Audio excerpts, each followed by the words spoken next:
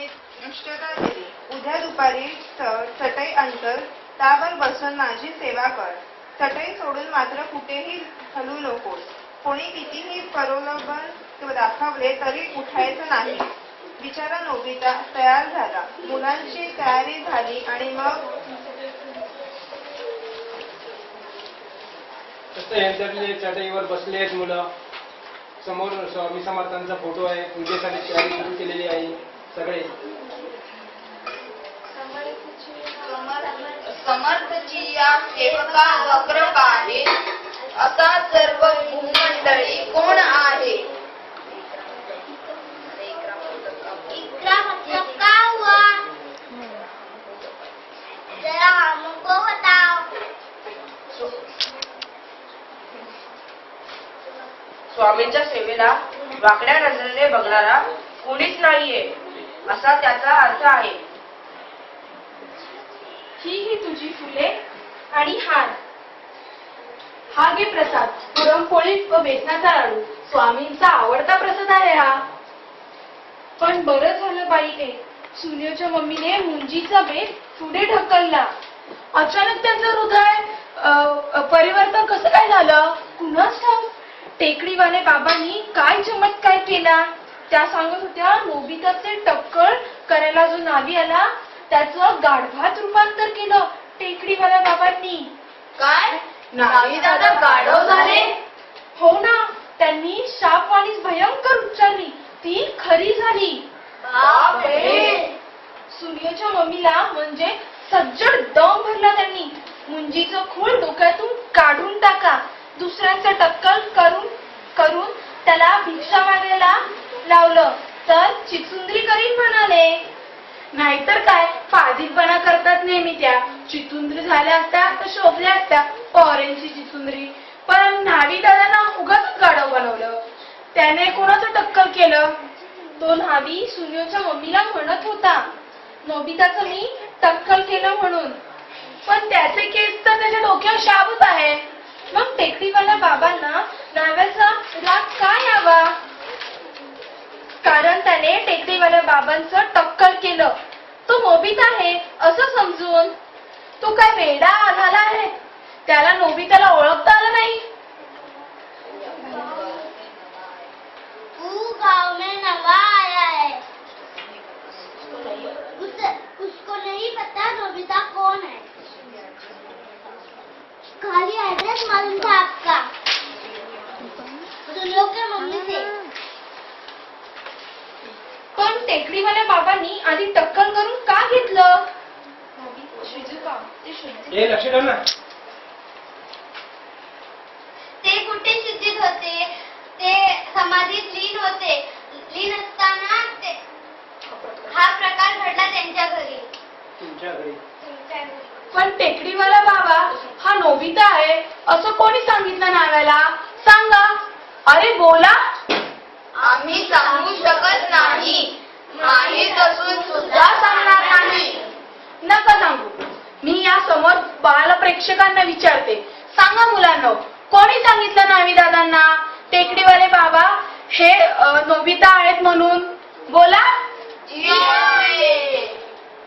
कार्ट्याने फाजीलपणा करतोय आणि वर देवाची पूजा करतोय. साळसूद मेला. बघतेस तुला नोबिताची मम्मी काठी कुठे आहे. मम्मी स्वामींची पूजा होईपर्यंत थांब. नंतरची हवी ती शिक्षा दे मला. नाही मी तुला आत्ताच बदलणार. काठी कुठे आहे. अहो राहू द्या. जे घडायचं ते घडून गेलं. अजून घडायचं बाकी आहे. काय घडायचं बाकी आहे.